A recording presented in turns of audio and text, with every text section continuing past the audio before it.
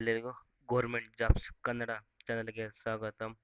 ಇವತ್ತು ನಾವು ಶಿವಮೊಗ್ಗ ಜಿಲ್ಲೆಯ ನ್ಯಾಯಾಲಯ ಘಟಕದಲ್ಲಿ ಖಾಲಿ ಇರುವ 56 ಜವಾನ ಹುದ್ದೆಗಳಿಗೆ ಆ, ನೇಮಕಾತಿ ಮೂಲಕ ಅರ್ಜಿಯನ್ನು ಬಿಡಲಾಗಿದೆ. ಯಾವ ರೀತಿ ಅರ್ಜಿಯನ್ನು ಸಲ್ಲಿಸೋದು ನೋಡೋಣ ಫ್ರೆಂಡ್ಸ್. ಶಿವಮೊಗ್ಗ ಜಿಲ್ಲೆಯ ಸೆಷನ್ ನ್ಯಾಯಾಲಯ ಘಟಕ ವಿವಿಧ ನ್ಯಾಯಾಲಯಗಳಲ್ಲಿ ಕೆಳಗೆ ವಿವರಿಸಿರುವಂತೆ ಖಾಲಿಯಿದೆ. ಜವಾನ ಪಿಇಒಎನ್ ಹುದ್ದೆಗಳಿಗೆ ಅರ್ಜಿಯನ್ನು ಸ್ವೀಕರಿಸಲಾಗಿದೆ. ಈ ಅರ್ಜಿಯನ್ನು ಆನ್ಲೈನ್ ಮೂಲಕ ಸಲ್ಲಿಸಬೇಕೆಂದು ತಿಳಿಸಲಾಗಿದೆ. ಅರ್ಜಿಗಳನ್ನು ಈ ವೆಬ್ಸೈಟ್ ಮೂಲಕ ಸಲ್ಲಿಸಲಾಗಿದೆ. ಆನ್ಲೈನ್ ಅರ್ಜಿಯನ್ನು ಸ್ಟಾರ್ಟ್ ಆಗುವ ದಿನಾಂಕ 23/7/2026ರಿಂದ 24/8/2026 ರಾತ್ರಿ 11:59 ಒಳಗೆ ಅರ್ಜಿಯನ್ನು ಸಲ್ಲಿಸಬೇಕು. ಅರ್ಜಿಯ ಸಂಖ್ಯೆ ವರ್ಗೀಕರಣ ಯಾವ ಥರ ಅರ್ಜಿ ವರ್ಗೀಕರಣ ಮಾಡಿದ್ದಾರೆ. ಹುದ್ದೆಗಳ ವರ್ಗೀಕರಣ: ಒಂದನೇದು ಸಾಮಾನ್ಯ ವರ್ಗ ಇದರಲ್ಲಿ ಇತರೆಯಲ್ಲಿ 5, ಮಹಿಳಾ ಇದರಲ್ಲಿ 9, ಗ್ರಾಮೀಣ ಅಭ್ಯರ್ಥಿಯಲ್ಲಿ 6 ಹಾಗೂ ಅಂಗವಿಕಲದಲ್ಲಿ 1, ಮಾಜಿ ಸೈನಿಕದಲ್ಲಿ 3, ಕನ್ನಡ ಮಾಧ್ಯಮದಲ್ಲಿ 1, ನಿರಾಶ್ರಿತ ಇವು ಇಲ್ಲಿ 2, ತೃತೀಯ ಲಿಂಗದಲ್ಲಿ 1, ಒಟ್ಟು 28 ಹುದ್ದೆ ಸಾಮಾನ್ಯ ವರ್ಗ. ಪರಿಶಿಷ್ಟ ಜಾತಿ SC/ST ಇವರಿಗೆ ABC ಅಲ್ಲಿ ಎ ಅಲ್ಲಿ 1 ಅಂದರೆ ಇತರೆಯಲ್ಲಿ 1, ಮಹಿಳೆಯಲ್ಲಿ 1, ಗ್ರಾಮೀಣ ಅಭ್ಯರ್ಥಿಯಲ್ಲಿ 1, ಒಟ್ಟು 8 ಹುದ್ದೆಯನ್ನು ಬಿಟ್ಟಿದ್ದಾರೆ ಎ ಅಲ್ಲಿ. ಒಟ್ಟು ಎಲ್ಲ ಸೇರಿ SC/ST ಸೇರಿ. ಆಮೇಲೆ ಪರಿಶಿಷ್ಟ ಜಾತಿ ಗ್ರೂಪ್ ಬಿ ಅಲ್ಲಿ 1 ಅಂದರೆ ಇತರೆಯಲ್ಲಿ 1, ಗ್ರಾಮೀಣ ಮಹಿಳೆ ಅಭ್ಯರ್ಥಿ 1, ಗ್ರಾಮೀಣ ಅಭ್ಯರ್ಥಿ 1. ಪರಿಶಿಷ್ಟ ಜಾತಿಯಲ್ಲಿ ಇತರೆಯಲ್ಲಿ 1 ಮತ್ತು ಮಹಿಳಾ ಅಭ್ಯರ್ಥಿಯಲ್ಲಿ 1 ಮತ್ತು ಗ್ರಾಮೀಣ ಅಭ್ಯರ್ಥಿ ಇಲ್ಲ.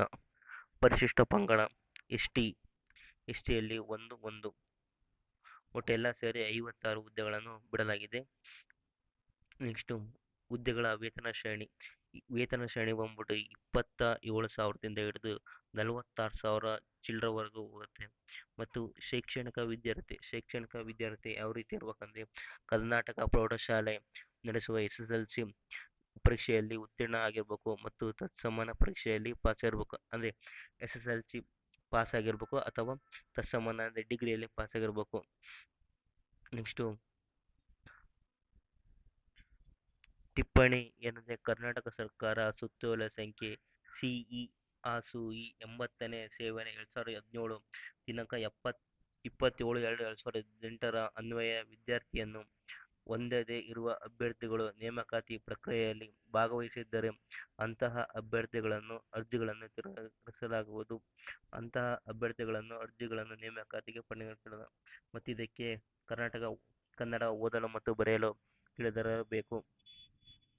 ನೆಕ್ಸ್ಟು ಮೇಲ್ಕರಣ ಅಂದರೆ ವಯೋಮಿತಿ ಯಾವ ರೀತಿ ಇರಬೇಕಂದ್ರೆ ಕನಿಷ್ಠ ವರ್ಷ ಬಂದ್ಬಿಟ್ಟು 18 ವರ್ಷ ಮತ್ತು ಸಾಮಾನ್ಯ ವರ್ಗದವರಿಗೆ 40 ವರ್ಷ ಇದೆ. 2A 2B 3A 3B ಅವರಿಗೆ ಒಟ್ಟು 43 ವರ್ಷ ಇದೆ ಹಾಗೂ ಪರಿಶಿಷ್ಟ ಜಾತಿ ಪರಿಶಿಷ್ಟ ಪಂಗಡ ಅವರಿಗೆ 45 ವರ್ಷಗಳು ಇವೆ. ಅರ್ಜಿ ಯಾವ ರೀತಿ ಸಲ್ಲಿಸಬೇಕಂದ್ರೆ ಆನ್ಲೈನ್ ಮೂಲಕ ಅರ್ಜಿಯನ್ನು ಸಲ್ಲಿಸಬೇಕು. ಅರ್ಜಿ ಶುಲ್ಕ ಯಾವ ರೀತಿ ಇರುತ್ತೆ: ಸಾಮಾನ್ಯ ಅಭ್ಯರ್ಥಿಗಳಿಗೆ 200 ರೂಪಾಯಿ ಇದೆ. 2A 2B 3A 3B ಅವರಿಗೆ 100 ರೂಪಾಯಿ ಮತ್ತು SC/ST ಅವರಿಗೆ ಯಾವುದೇ ಫೀಸ್ ಇಲ್ಲ. ಇದನ್ನ ಯಾವ ರೀತಿ ಪೇಮೆಂಟ್ ಮಾಡ್ಬೇಕಂದ್ರೆ state bank of India net banking, online payment, SBI pay, credit card ಈ ಥರ ಮೂಲಕ SBI ಬ್ಯಾಂಕಿಂದ ಮಾತ್ರ ಮಾಡಬೇಕು. ಮತ್ತು ಒಂದು ಪಟ ಪೇಮೆಂಟ್ ಮಾಡಿದರೆ ಯಾವುದೇ ರೀತಿ ಅಮೌಂಟನ್ನು ಹಿಂದಿರುಗಿಸಲಾಗುವುದಿಲ್ಲ.